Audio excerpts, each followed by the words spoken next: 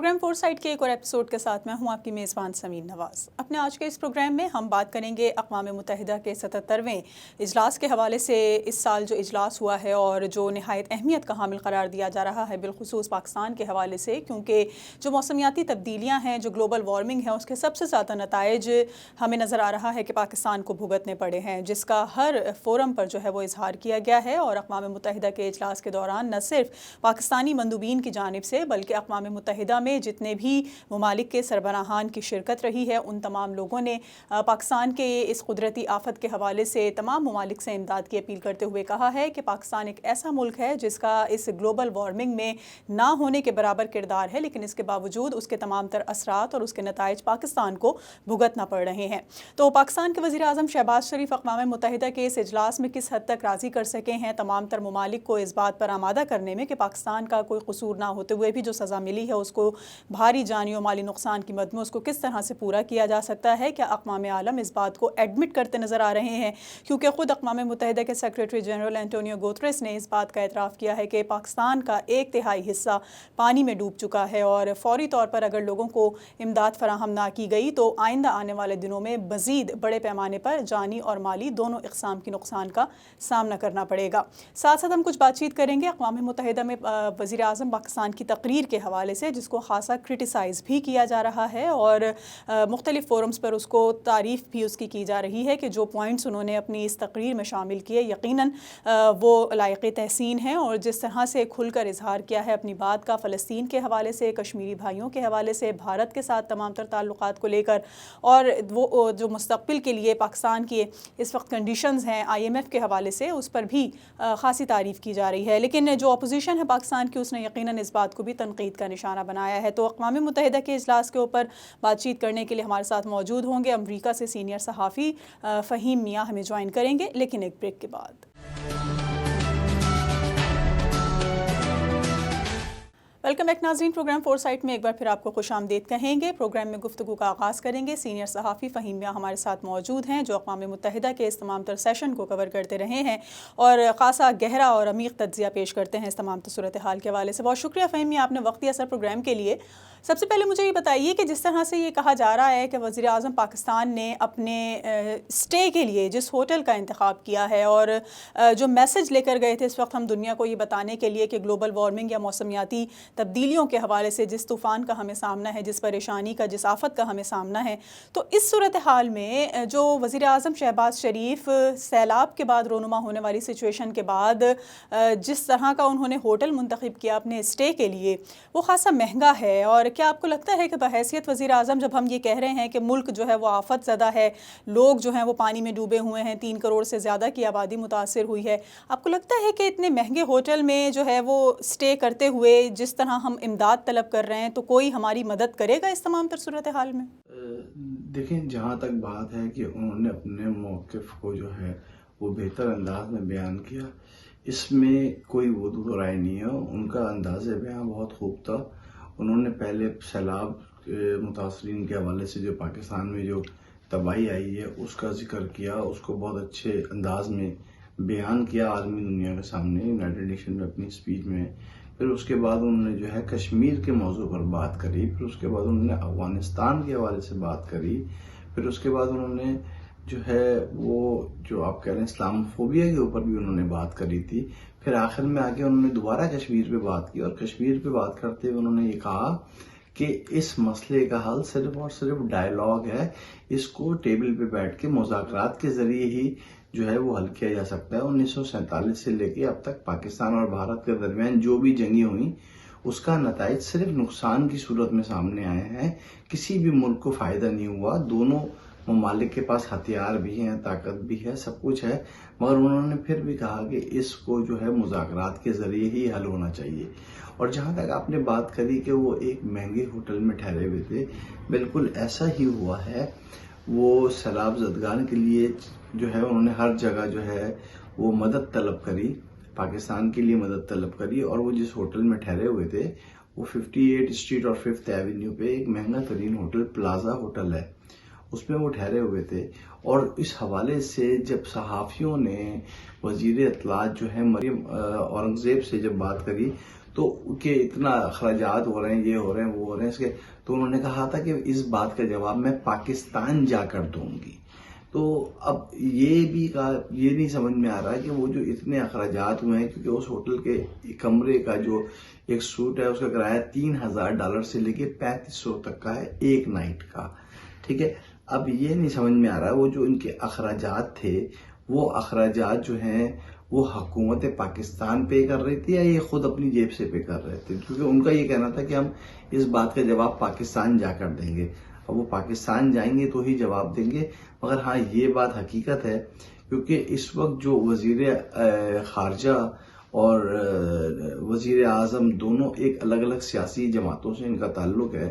تو جو سننے میں آیا ہے، جو وفد آیا ہوا تھا پاکستان سے، وہ تقریباً کہتے ہیں 70 سے 80 افراد آئے ہوئے تھے. دونوں سیاسی جماعتیں اپنے اپنے لوگوں کو اپنے اپنے ساتھ لے کر آئی تھی. مگر یہاں پر میں ایک بات واضح کرتا چلوں کہ بلاول بھٹو زرداری جو وزیر خارجہ ہیں پاکستان کے، وہ پلازا ہوٹل میں ان کا قیام نہیں ہوا، نہ ہی ان کے ساتھ جو لوگ آئے ہوئے تھے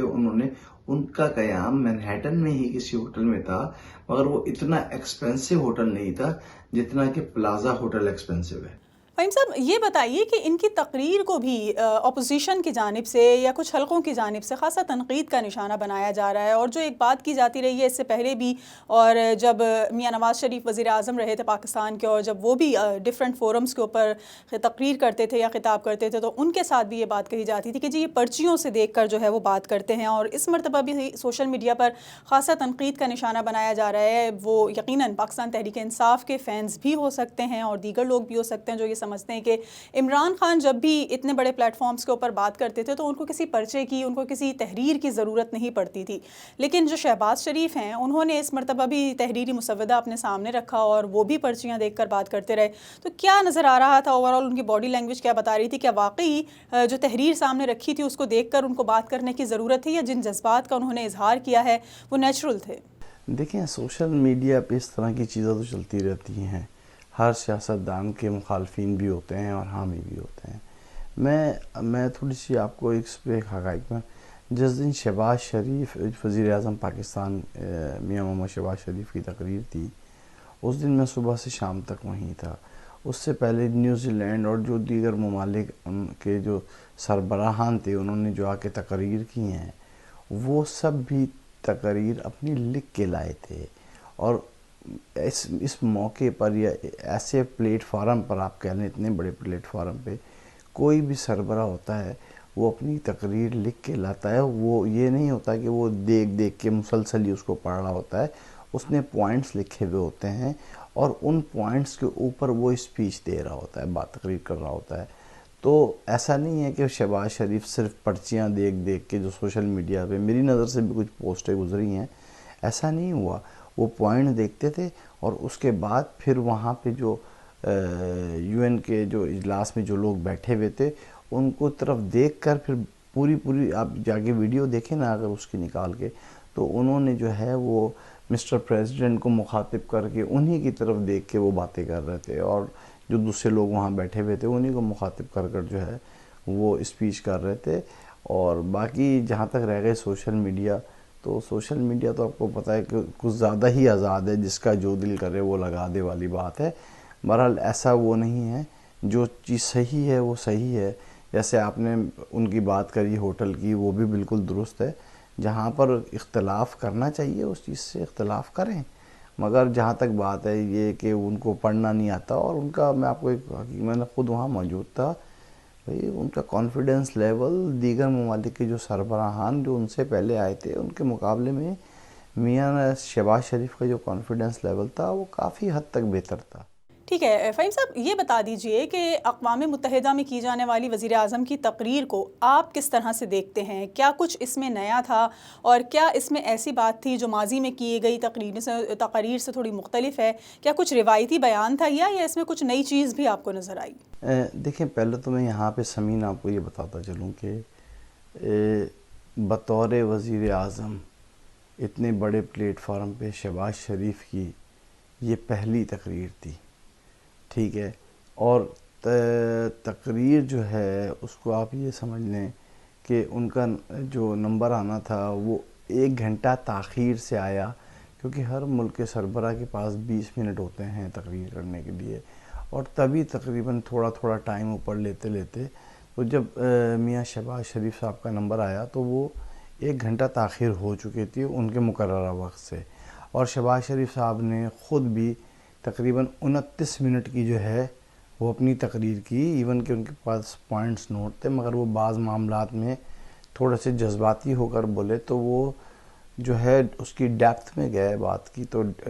ڈیٹیل سے انہوں نے اس کو بیان کیا، تو وہ بھی جو ہے 20 منٹ سے ان کی تقریر 29 منٹ تک ہو گئی۔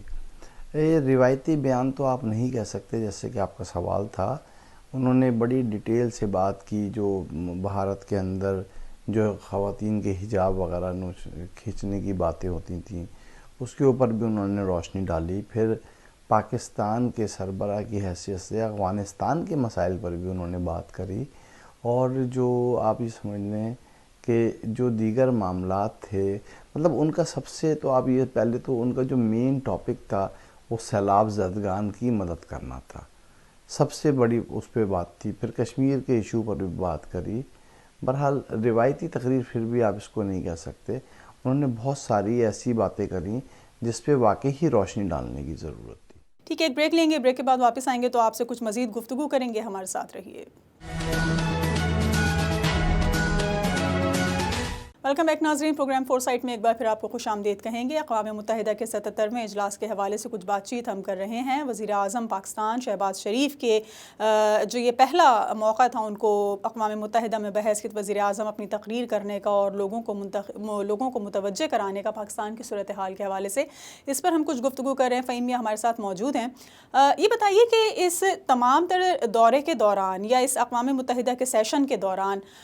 جو بات کی گئی پاکستان کی مدد کے حوالے سے، تو ایک ایشو یہ بھی سامنے آیا کہ بہت سی ایسے ادارے ہیں، بہت سے ایسے لوگ ہیں جو یقیناً اس قدرتی آفت سے دو چار لوگوں کی مدد کرنا چاہتے ہیں، لیکن شاید وہ تھوڑا سا عدم اعتماد کا بھی شکار ہیں حکومتوں کی جانب سے یا کچھ اداروں کی جانب سے، اور وہ یہ چاہتے ہیں کہ کچھ NGOs ہیں، کچھ ایسے سماجی ورکرز ہیں جو پاکستان میں لوگوں کی بحالی کے لیے، ریلیف کے لیے کام کر رہے ہیں، اور اس وقت وہ غیر فعال ہیں۔ گزشتہ کئی سالوں سے ان کو غیر فعال کیا ہوا ہے، یا ان کی رجسٹریشنز کینسل کی ہوئی ہیں، یا ان کو بین کیا ہوا ہے۔ اب وہ یہ چاہتے ہیں کہ ان سے ڈائریکٹ جو ہے وہ رابطہ بحال ہو جائے، ان پہ سے پابندیاں ختم کر دی جائیں، اور وہ جو غیر فعال NGOs ہیں ان کو فعال کیا جائے، تاکہ ان کے ذریعے لوگوں تک، مستحقین تک، متاثرین تک وہ امداد پہنچ سکے جو یہ ادارے یا جو شخصیات پاکستان کے متاثرین کو دینا چاہتے ہیں۔ تو اس بارے میں حکومت پاکستان کا کیا موقف سامنے آیا ہے؟ بالکل، یہ جو ہے اس حوالے سے میں نے خود جو ہے وہ وزیر اطلاعات مریم اورنگزیب صاحبہ سے سوال کیا تھا، تو انہوں نے کہا کہ جو ہے اسکریننگ کا جو ہے وہ سلسلہ شروع کر دیا گیا ہے، اس کی بنیاد پہ دیکھیں گے جو NGOs پر کن وجوہات کی بنا پر پابندی لگائی گئی تھی، اس کو مد نظر رکھتے ہوئے جو ہے وہ ان وجوہات کو مد نظر رکھتے ہوئے پھر فیصلہ کیا جائے گا کہ کن NGOs پہ سے پابندی ہٹائی جائے اور کن پر پابندی برقرار رہنی چاہیے۔ مگر دیکھیں ایک بات ہے کہ NGOs پر عائد پابندی کو ختم کرنے سے فنڈنگ کو مشروط کر دیا گیا ہے، تو یہ پاکستان کے لیے ایک چیلنج ہے کہ اب وہ جو ہے اس وقت کیونکہ پاکستان کو جو ہے وہ امداد کی ضرورت بھی ہے سیلاب زدگان کے لیے، تو اب حکومت کے لیے یہ ایک چیلنج ہے کہ وہ اس وقت امداد کو دیکھے یا جن وجوہات کی بنا پر جو فوراً جو NGOs ہیں ان پہ جو پابندی لگائی گئی ہے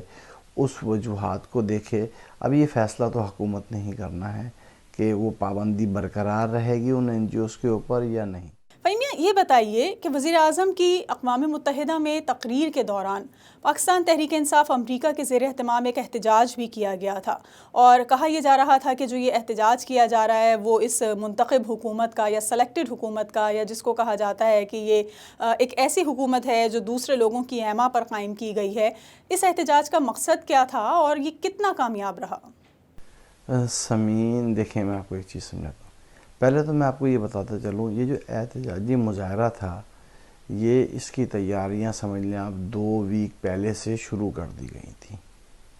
مسجدوں میں باقاعدہ جو ہے وہ فلائر بانٹے گئے تھے اس حوالے سے. سڑکوں کے اوپر ان کی آمد سے قبل ہی جو ہے وہ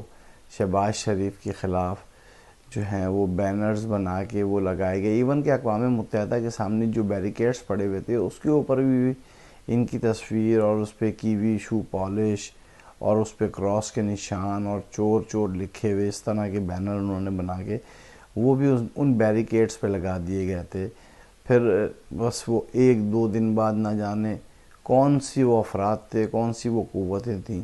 جو اس بینرز کو, ان ساری چیزوں کو وہاں سے اتار کے لے گئیں. یہ ان کے لیے بھی ایک سوال ہے کہ وہ بینر کون لے گیا.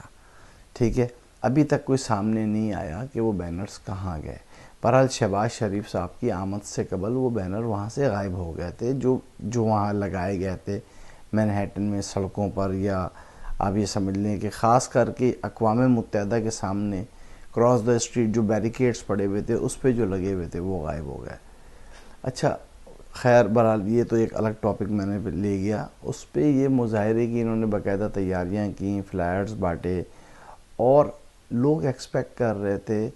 کہ کوئی ہزاروں کی تعداد میں لوگ آئیں گے. اور جو ہے کچھ لوگوں کا تو بلکہ جو پی ٹی آئی کے چاہنے والے لوگ ہیں ان کا تو یہ بھی کہنا تھا کہ اتنے لوگ آئیں گے, عوام کا ایک سمندر ہوگا, سیکنڈ ایونیو سارا بھر جائے گا. مگر آپ یقین جانیں ایسا کچھ بھی نہیں ہوا. 250 افراد, میں یہ سمجھتا ہوں شاید میری بات سے کچھ لوگ اختلاف کریں, 250 یا 300 افراد بھی پورے نہیں تھے. وہ ایک چھوٹے سے بیریکیڈ میں کچھ لوگ کھڑے ہوئے تھے بس. تو آپ یہ سمجھ لیں, جبکہ وہیں پر ہی اس کے برابر میں بنگلہ دیشی کمیونٹی مظاہرہ کر رہی تھی, ان کی تعداد جو تھی وہ ان سے 2 یا 3 گنا آپ کہہ لیں وہ ہوگی. تو یہ جو تھا یہ ان کا مظاہرہ تھا. یہ مظاہرہ جو ہے انہوں نے جمعے کے روز کیا تھا جب وزیر اعظم پاکستان شہباز شریف جو ہے وہ اقوام متحدہ کی جنرل اسمبلی سے خطاب کر رہے تھے. اچھا, ہفتے کے روز جب بھارتی وزیر خارجہ جو ہے وہ جنرل اسمبلی میں خطاب کے لیے آئے تو وہاں پر کشمیری کمیونٹی اور پاکستانی کمیونٹی نے مل کر بھی بھارتی حکومت کے خلاف ایک مظاہرہ جو ہے اس کے انتظامات کیے تھے, جس کے میں کچھ سردار جو ہیں وہ آپ سکھ کمیونٹی جو تھے اس کے افراد بھی شامل تھے. میں یہ سمجھتا ہوں, بلکہ میں نے خود دیکھا ہے, کشمیری کیونکہ جو مظاہرہ تھا اس میں جو افراد موجود تھے وہ ان سے 2 گنا زیادہ تھے. مطلب کشمیری مظاہرے میں جو ہے عوام موجود تھی, کشمیر کے لیے جو مظاہرہ کیا گیا تھا, ٹھیک ہے, مگر پی ٹی آئی میں وہ افرادی قوت کہہ لیں آپ, یا وہ لوگ نہیں آ سکے جس کی جو ہے ایکسپیکٹیشن کی جا رہی تھی, اور جس حساب سے ان لوگوں نے ایک اب مارکیٹنگ کہہ لیں یا 2 ویک پہلے سوشل میڈیا پہ جو ہے کمپین چلانا شروع کر دی تھی, اس کے باوجود جو ہیں وہ لوگ نہیں آ سکتے. ٹھیک ہے, اوورال تھوڑا سا سیکیورٹی ارینجمنٹس کے حوالے سے بتا دیجئے کہ اس اجلاس کے دوران جو سیکیورٹی کے حوالے سے انتظامات تھے, بالخصوص جس دن امریکی صدر جو بائیڈن نے اقوام متحدہ میں خطاب کرنا تھا اس دن بھی ہم نے دیکھا کہ خاصی سخت سیکیورٹی کے ارینجمنٹس تھے. اوورال کیا ارینجمنٹ دیکھے گئے ہیں اس تمام تر سیشن کے دوران سیکیورٹی کے؟ سیکیورٹی کے انتظامات اوبویسلی پوری دنیا بھر کے جتنے بھی ممالک ہیں ان کے سربراہان جو ہیں وہ آئے ہوئے تھے, تو سیکیورٹی کے انتظامات جو تھے وہ بہت سخت تھے. ایون کہ آپ کئی اسٹریٹ اگر 42nd لے لیں یا 41 لے لیں یا 40th لے لیں, اس سے آپ 48 49 تک اگر آپ جاتے ہیں, یا 8-10 بلاک جتنے بھی ہیں بیچ کے, یہاں سے آپ 2nd ایونیو سے 1st ایونیو کی طرف نہیں جا سکتے تھے. گلیاں بند کی ہوئی تھیں, پولیس کی بھاری نفری تعینات تھی. ایون کہ یونائٹڈ نیشن کی جو سیکیورٹی ہے وہ بھی 2nd ایونیو تک کھڑی ہو کے لوگوں کے پاس چیک کر کے ان کو جو ہے وہ جانے دے رہی تھی, اور جن کے پاس نہیں تھے انہیں اجازت نہیں تھی کہ وہ 1st ایونیو کی طرف واک بھی کر سکیں. مگر آج جو ہے آپ یہ سمجھ لیں کہ یہ انتظامات جو سخت سیکیورٹی تھی, یہ سخت سیکیورٹی جب تک ہی دیکھنے کو نظر آئی جب تک امریکی صدر بائیڈن جو ہے نیو یارک سے آ کے واپس نہیں چلے گئے. ان کے جانے کے بعد جو ہے وہ سیکیورٹی تھوڑی سی جو ہے وہ کم کر دی گئی تھی، خاص کر کے جن دنوں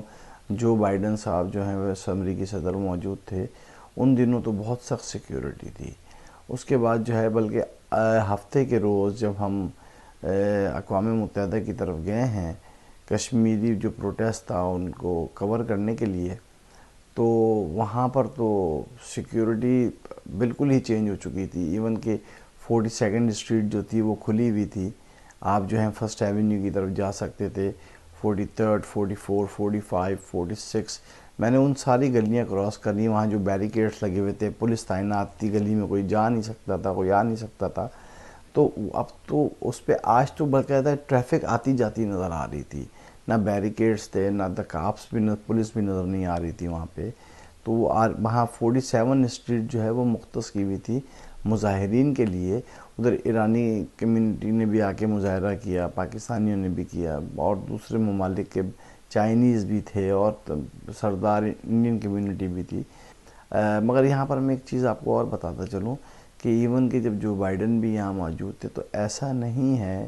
کہ لوگوں کے کاروبار بند کر دیے گئے اور اسکول بند تھے، یا موومنٹ جو ہے، مطلب عام انسان کی زندگی جو ہے اس